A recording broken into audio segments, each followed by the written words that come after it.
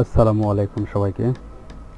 আমার কাছে হাতের কাছে দেখতে পাচ্ছেন অনেক কয়টা ডায়োড এবং ক্যাপাসিটার।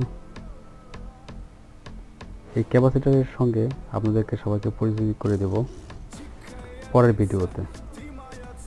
তবে আজকে যেগুলো দেখাতেছি এগুলো সব পার্টস মেপে মেপে আপনাদেরকে দেখাবো।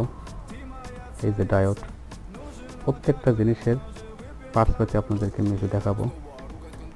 এটা দেখতে চাইলে আমার পরের ভিডিও ফলো করতে হবে। মসফেট, ছোটো ছোটো সার্কিট এবং রেজিস্টর এবং 355 অটোকাট